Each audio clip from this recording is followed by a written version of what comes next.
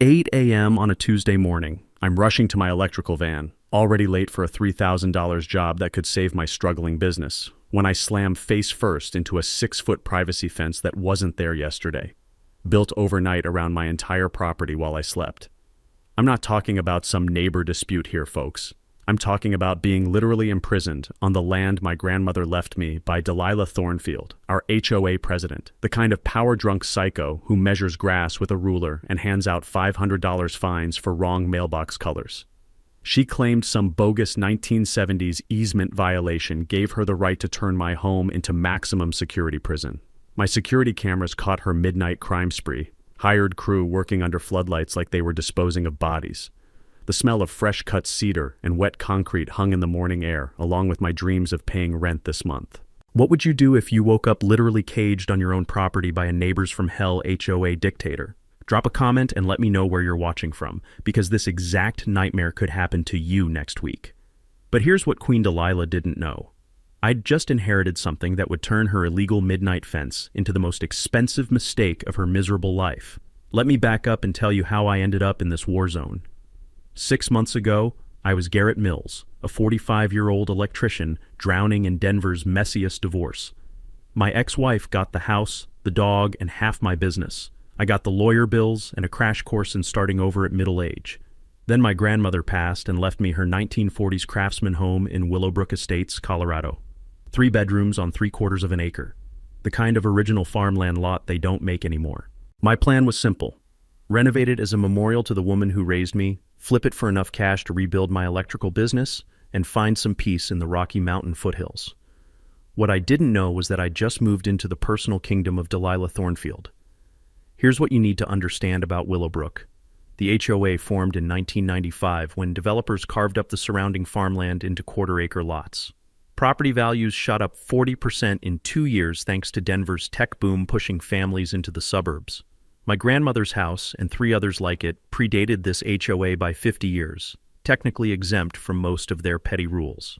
Delilah Thornfield, 52 years old, platinum blonde hair that defies physics, drives a white BMW SUV like she's commanding an invasion. She's been HOA president for 8 years, running Willowbrook like her personal dictatorship. This woman measures grass height with an actual ruler, folks. She's got more Ring doorbells than a security company, and she hands out $500 violation notices for having the wrong mailbox color. She's also a real estate agent, the kind who sees commission checks every time she looks at your property. And my grandmother's original farmland parcel? Pure gold for luxury development. The assault on my senses started before I even saw her that first week. Overpowering gardenia perfume mixed with BMW leather hit me like chemical warfare. Then came the sound. Designer heels clicking across my gravel driveway like a countdown timer. I was replacing rotted deck boards when she appeared, clipboard clutched like a battle axe. "Mr. Mills," she announced. "No hello, no welcome to the neighborhood. I'm Delilah Thornfield, your HOA president. We have compliance issues to discuss." I set down my hammer and wiped sawdust from my hands, trying to be neighborly. "Nice to meet you." "What kind of issues?" She thrust a certified letter at me with the enthusiasm of serving a death warrant. "Structure setback violations? That shed?" She pointed at my grandmother's old garden shed, its cedar siding worn smooth as silk by 60 years of Colorado weather. $2,000 fine plus immediate removal. I actually laughed. "Ma'am, that shed was built in 1963. It's grandfathered under every code since Kennedy was president." Her smile could have flash-frozen a campfire. "Rules are rules, Mr. Mills. This is a community of standards." That's when I realized this wasn't about building codes. This was a land grab, pure and simple. After she left, I did some digging. Turns out Delilah had been showing my property to potential buyers for months, calling it a prime development opportunity coming available soon. When I ignored her bogus violation notice, the harassment campaign began. Daily wellness checks appeared on my doorstep. Anonymous complaints about property maintenance magically surfaced in city records. The woman was building a case against me, one fabricated violation at a time. What she didn't know was that I was building a case too, and mine had actual evidence. 2 weeks after ignoring Delilah's shed violation, I discovered my electrician van was gone. Not stolen, towed from my own driveway at 6 a.m. sharp by some recovery crew that moved like a military operation. Here's the beautiful part. They towed it under a brand new HOA rule that didn't exist 12 hours earlier. Turns out our beloved dictator had called an emergency meeting at 9 p.m. the night before. Democratic process at its finest. With exactly 4 people present, including herself, they voted to ban commercial vehicles from residential driveways overnight. The towing notice was time-stamped 5:47 a.m. The rule took effect at 6 a.m. Either this tow truck driver was psychic, or someone had advance warning. When I called the impound lot, the guy couldn't hide his amusement. "Thornfield Recovery Services," he said. "That'll be $480, cash only." I asked who owned the company. "Lady who called it in owns it. Family business," she said. "Real proud of the efficiency." Mini twist time. Delilah didn't just violate due process. She committed fraud. See, I've been documenting everything with security cameras since day one. My footage showed her photographing my van at 11 p.m. with professional surveillance equipment, then making phone calls from her BMW at 5:30 a.m. while the tow truck waited around the corner. She'd planned this military-style operation before the rule even existed. But here's something every homeowner should know. HOA rules can't be applied retroactively, and targeting pre-existing property uses without grandfathering protection violates state law. One phone call to a lawyer, and suddenly I had grounds for a federal civil rights lawsuit. I filed complaints with the state regulatory board and posted the security footage on our neighborhood Facebook group. "Democracy dies in darkness," literally at 9 p.m. apparently. I captioned the video compilation. My phone exploded. Mrs. Chen messaged first. She fined me $1,200 for an unapproved bird feeder that's been there 8 years. 3 other neighbors shared similar harassment stories, all targeting people without family support or legal knowledge. While researching Delilah's violation history, I stumbled across something delicious. Her own property violated half the rules she enforced. Decorative fountain violated the noise ordinance, pool house built without architectural approval, and her precious BMW regularly blocked sidewalks during her inspections. But here's where my counterattack got nuclear. I contacted every contractor in her violation files and offered free electrical inspections. Turns out 5 families had been scammed into unnecessary emergency repairs by companies that paid Delilah referral fees. The next morning, she escalated. Building inspector showed up claiming anonymous safety concerns about my electrical work, with Delilah standing in my driveway taking notes like a court stenographer. After the inspector left empty-handed, all my work was properly licensed, Delilah stepped closer, her gardenia perfume mixing with morning coffee on her breath. "You have no idea who you're dealing with," she hissed. That's when I realized this wasn't about rules or property values. This was about power, money, and a systematic scam targeting vulnerable homeowners. And I just painted a target on my back. The diesel exhaust from that morning's tow truck still hung in the air like a declaration of war. 3 days after my Facebook post exposed Delilah's towing scam, the city building inspector showed up unannounced with a clipboard thicker than a Stephen King novel and our HOA president riding shotgun like his personal attack dog. "Anonymous tip about dangerous electrical work," he explained, though his shifty eyes suggested someone had made this tip very unanonymous. "Have to investigate all safety complaints." Delilah positioned herself behind him, pointing at my grandmother's 1960s electrical panel like she was identifying a war criminal. "That's clearly not up to current code," she declared, with the confidence of someone who'd confused electrical boxes with jewelry boxes her entire life. 20 minutes later, I had a stop work order and mysteriously missing permits. Apparently my bathroom renovation paperwork had vanished from the city computer system, about as likely as Delilah developing actual human empathy. But the real sucker punch came that afternoon. 3 electrical clients called to cancel major jobs. "Safety concerns," they mumbled before hanging up faster than telemarketers. That's when the mini twist hit like a freight train. My contractor buddy Jake got suspicious and recorded the next safety warning call on speakerphone. "This is Delilah Thornfield from Willowbrook HOA," came that saccharine voice. "I wanted to warn you about Garrett Mills. He's been cited for multiple violations and unsafe practices. We've had to issue emergency orders. If you need a reliable electrician, I have someone much safer who offers very competitive rates." The recording was pure legal dynamite. But here's what made it nuclear. Jake recognized the safer electrician's name. It was Delilah's brother-in-law, charging 40% above market rates for substandard work. Here's something every small business owner should know. Business interference is a serious tort. If someone's deliberately sabotaging your livelihood with false claims, you can sue for actual damages plus punitive awards that make their harassment very expensive.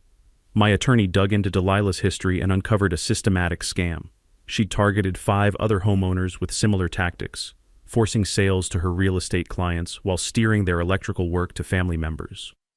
Previous victims settled quietly under NDAs, which explained why nobody warned newcomers about Hurricane Delilah. The corruption went deeper. She was collecting referral fees from contractors, inflating HOA violation fines to pressure quick sales, and using her access to city officials to expedite problems for targeted properties. While I dealt with legal paperwork that gave me more paper cuts than a cardboard factory, the harassment intensified. Anonymous calls flooded city departments about unlicensed work and safety hazards. The fire department visited twice in 3 days, finding absolutely nothing wrong except my growing collection of violation notices. But Delilah's greed finally overplayed her hand. I started catching her showing my property to prospective buyers without permission, complete with professional photography equipment and staged marketing shots. She was literally advertising my grandmother's house while I still lived in it. The stop work order meant no bathroom completion, no house sale, no business restart. She was systematically dismantling my financial future one fraudulent phone call at a time.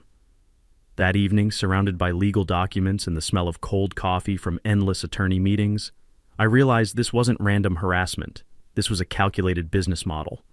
And I was about to become the biggest mistake of her predatory career. The rough texture of those legal papers reminded me that sometimes the best defense is a nuclear offense. The trespassing campaign started innocently enough, if you consider armed real estate invasion innocent. Wednesday morning, I'm drinking coffee when I spot Delilah conducting unauthorized property tours of my backyard like she's running a museum exhibit called Future Development Opportunities. Private property, I reminded her, and the embarrassed couple trailing behind. Community safety inspections, she countered, flashing a laminated card like it was federal ID.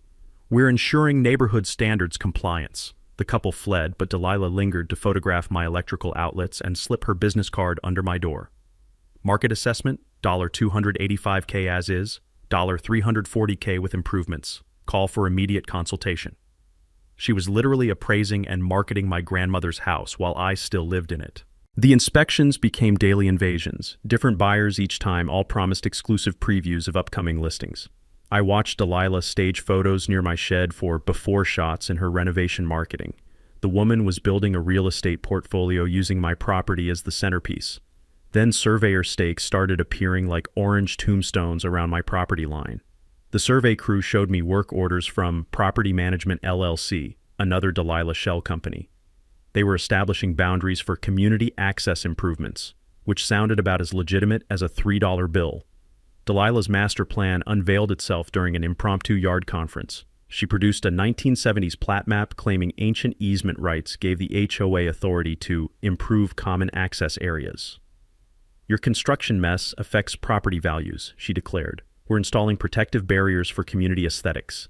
The fence company struck at 2 a.m. Friday like a special ops unit. I woke to post-hole diggers and cement mixers grinding through darkness, harsh floodlights turning my bedroom into an interrogation chamber. By dawn, a 6-foot privacy fence imprisoned 3 sides of my property. Here's the diabolic genius. The only exit led through an adjoining lot that Delilah's LLC had quietly purchased months earlier. She'd turned herself into a medieval gatekeeper, controlling my access to the outside world. But here's the mini twist that blew this whole operation wide open. When police arrived for my trespassing complaint, they discovered the fence violated 17 different municipal codes, blocked Federal Postal Service, and created fire safety violations that triggered automatic FBI jurisdiction. Delilah had been so focused on trapping me that she'd accidentally committed federal crimes.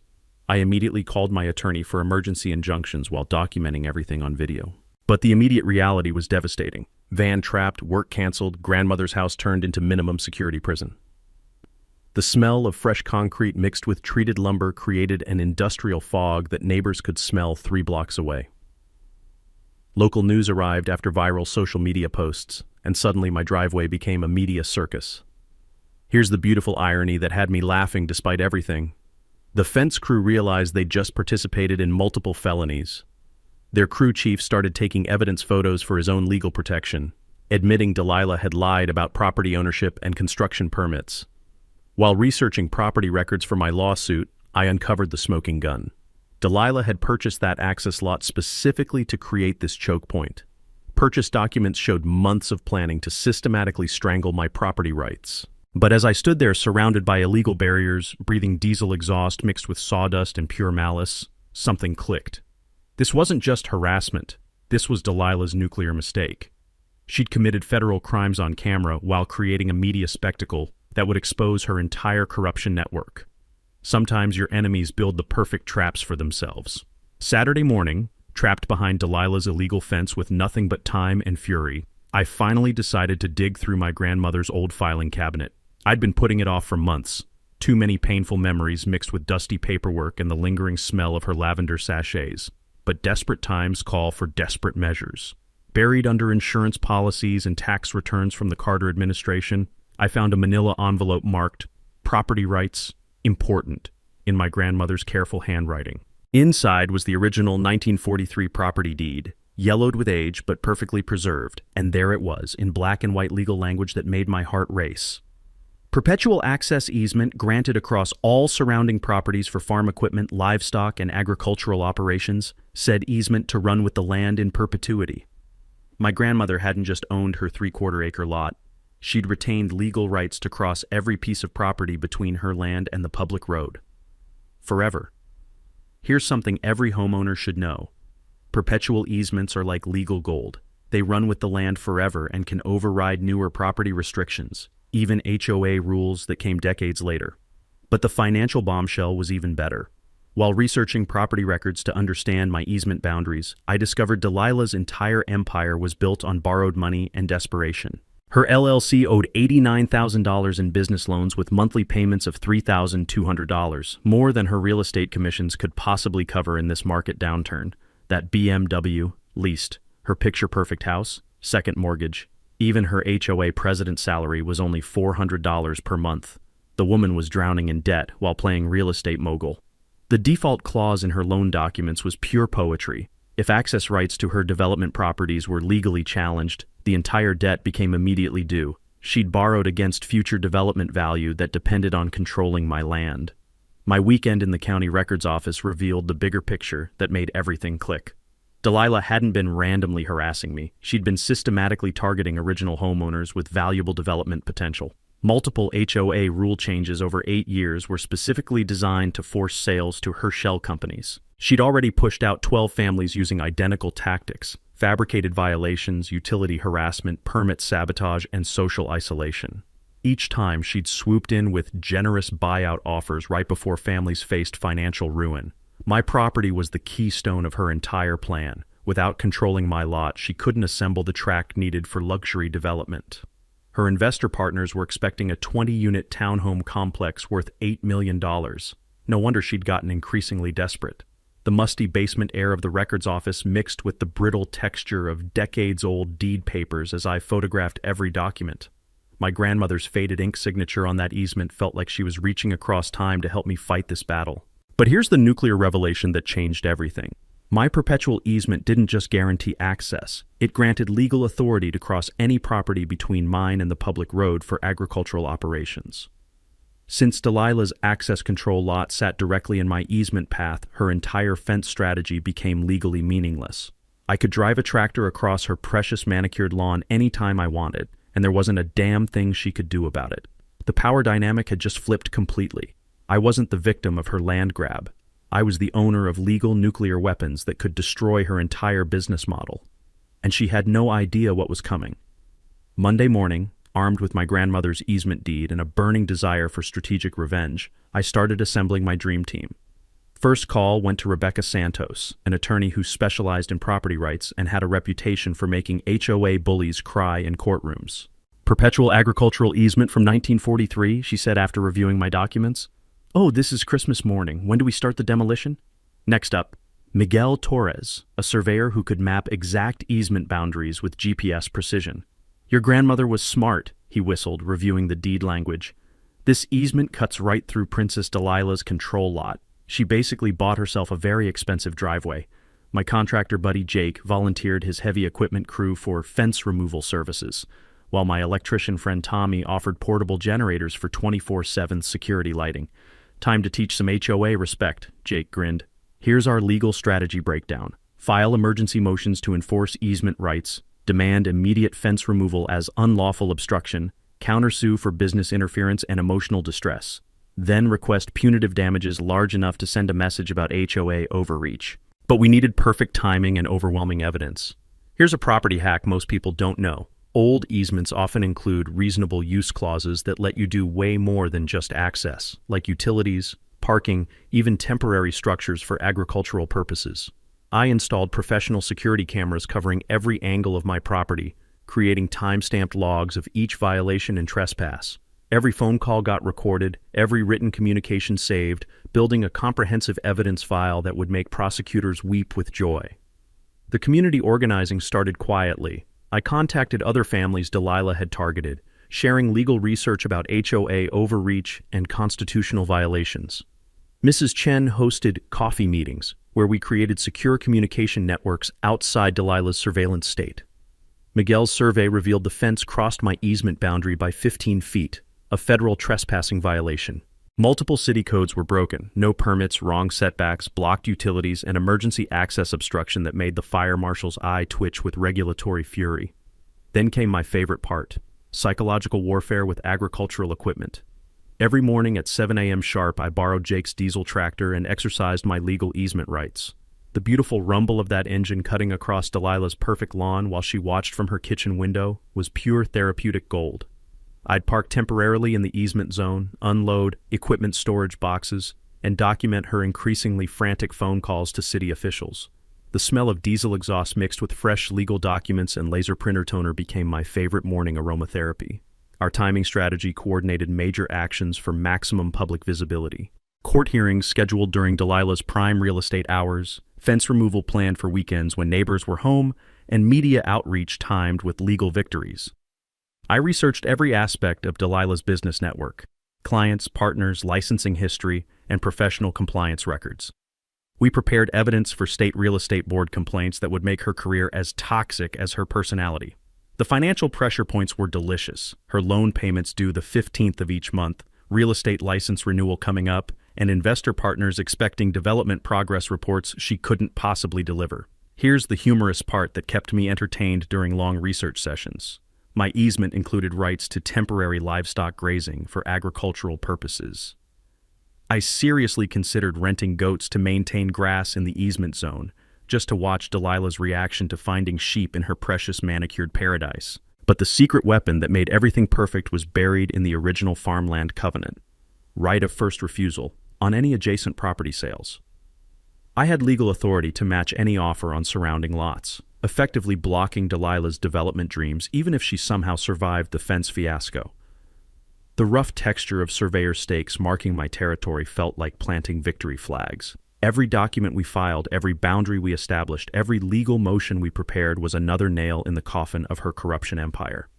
By Friday afternoon, surrounded by evidence boxes and the sweet smell of impending justice, we were ready to launch the most beautiful legal counterattack in HOA history. Delilah had built herself a trap. Now it was time to spring it. Delilah's desperation reached new lows the following week when my electrical panel mysteriously suffered accidental damage during her crew's fence maintenance. Power outages hit right in the middle of critical renovation work, and a suspicious water leak appeared in my basement after another unscheduled city inspection. My security cameras caught figures in dark clothing creeping around my property at 2 a.m., but they were smart enough to avoid direct footage. Amateur hour sabotage with professional paranoia. Then came the bribery attempt that proved how cornered she'd become. Tuesday afternoon, Delilah knocked on my door wearing her most convincing fake smile and carrying a manila envelope thick enough to choke a horse. "Garrett, I've been thinking about our situation," she purred, suddenly using my first name like we were old friends. "I have a very generous offer that could solve everyone's problems."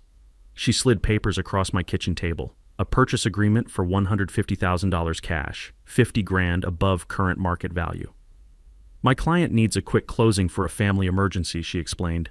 "Cash deal, no inspections, close in 2 weeks." I asked who the buyer was. "Private investor. Very motivated." When I declined, her mask slipped just enough to reveal the desperation underneath. "You're making a mistake, Garrett. Legal costs will eat up more than this property's worth. Why bankrupt yourself fighting the inevitable?" The mini twist came that afternoon when my attorney's private investigator traced the buyer back to another Delilah LLC shell company. She was essentially trying to buy my property with her own borrowed money, using fake urgency to pressure a quick sale before I discovered my easement rights. But the professional intimidation campaign escalated simultaneously. Anonymous complaints flooded the electrical licensing board claiming unsafe work practices and code violations. Subpoenas arrived demanding my business records and client files, harassment disguised as regulatory compliance. Here's something every small business owner should know. Utility interference becomes a federal crime when it crosses state lines, and most utility companies operate across multiple jurisdictions, making FBI involvement automatic. The utilities warfare was Delilah's most vicious attack yet. The water department arrived to disconnect service for non-payment, showing bills that mysteriously transferred charges from her property to my account. Gas company claimed meter tampering reported by a concerned neighbor. Even my internet service got downgraded to dial-up speeds through system errors.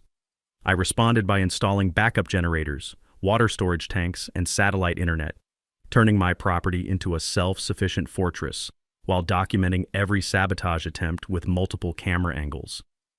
Delilah hired a private investigator who followed me like a discount spy movie, taking photos that showed up in anonymous safety concern reports to city officials. Fake social media accounts appeared overnight, posting one-star reviews across contractor websites claiming I was unreliable and dangerous.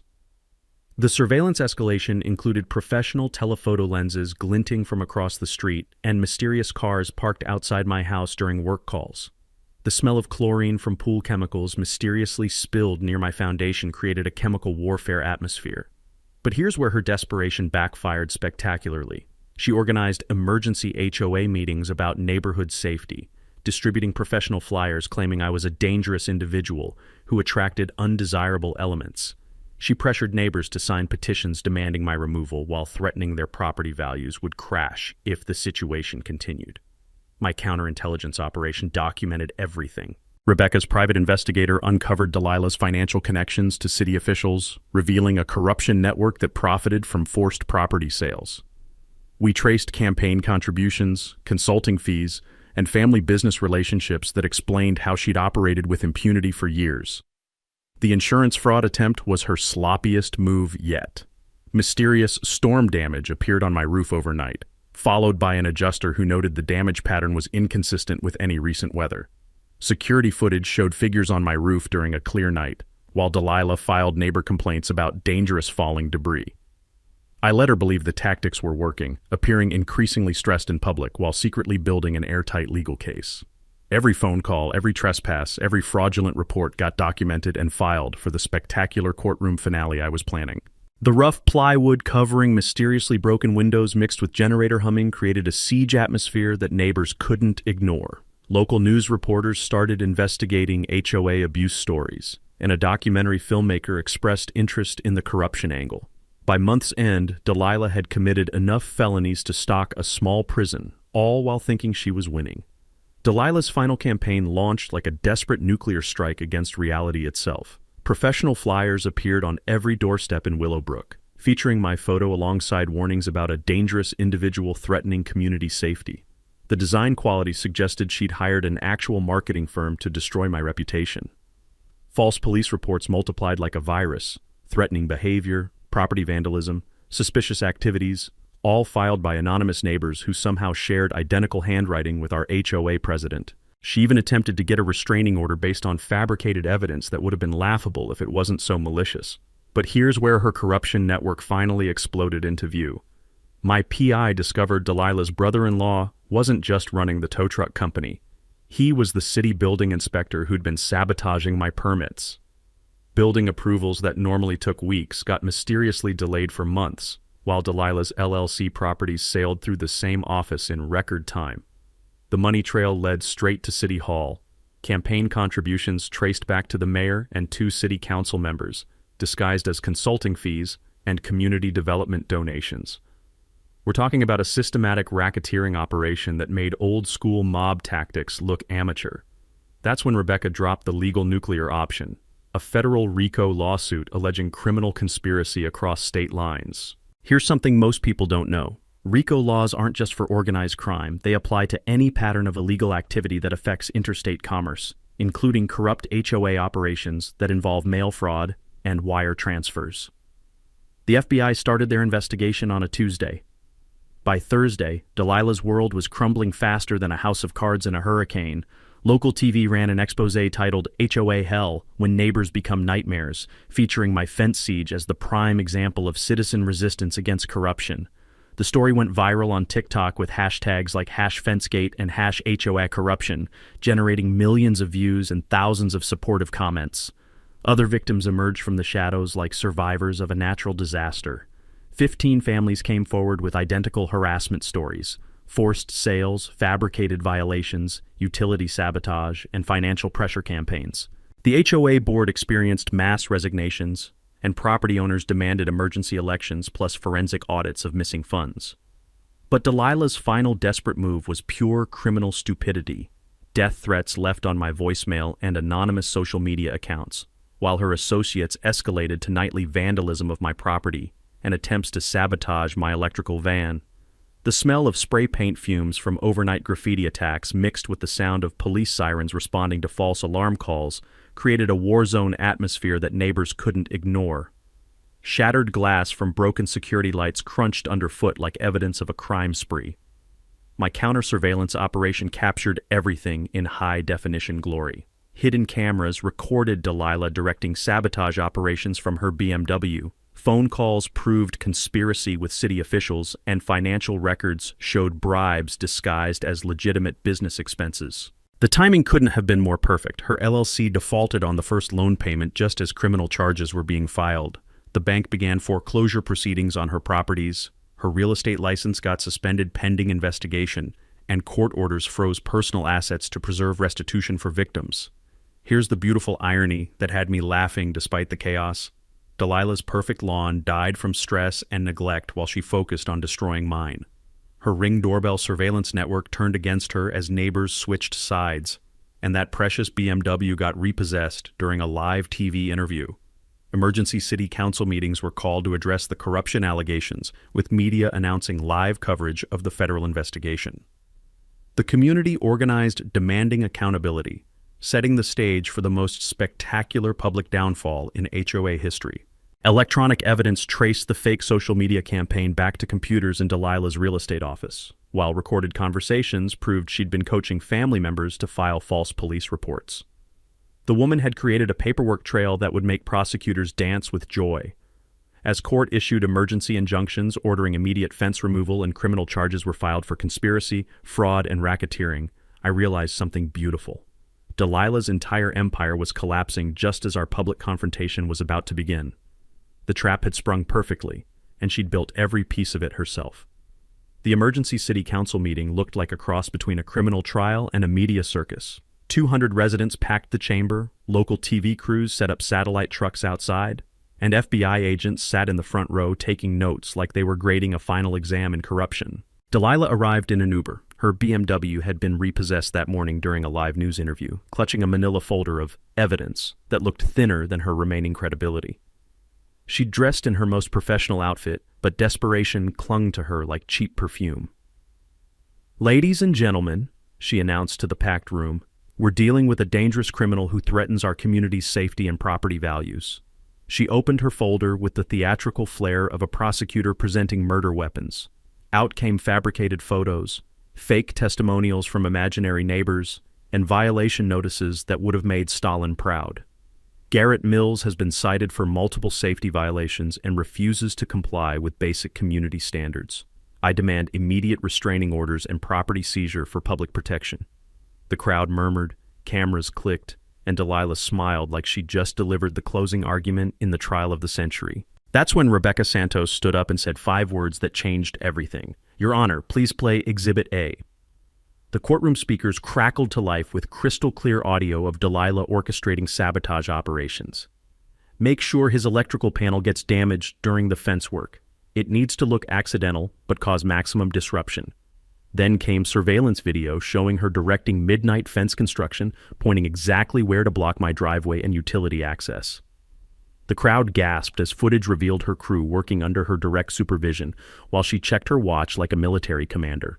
Financial records appeared on the projection screen showing the corruption network. $340,000 in missing HOA funds, illegal kickbacks from contractors, and campaign contributions disguised as consulting fees. The FBI agent stood up. Ladies and gentlemen, this is now a federal investigation into racketeering, mail fraud, and civil rights violations under color of law. Chaos erupted. Sheriff's deputies executed search warrants on Delilah's property in real time while council members watched their careers implode on live television. The building inspector got arrested during the meeting, let out in handcuffs while still wearing his city ID badge. Mayor and 2 council members followed, escorted by federal marshals who'd been waiting outside for exactly this moment. But here's the mic drop moment that made everything perfect. I stood up and addressed the crowd.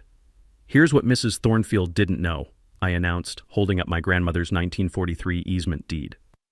I could have shut down her entire operation on day 1 with this perpetual access easement. Instead, I chose to expose a corruption network that victimized 15 families and stole hundreds of thousands in HOA funds. The crowd erupted in thunderous applause while Delilah's face went through more color changes than a mood ring having a seizure. Here's something every homeowner should know. When public officials violate civil rights under color of law, federal prosecutors can seek 10-plus-year prison sentences plus full restitution to victims. Outside, heavy equipment arrived for live fence demolition while news crews broadcast the liberation. I drove my van through the gap to cheers that could be heard 3 blocks away, the sound of metal barriers crashing down mixing with camera flashes and crowd celebration.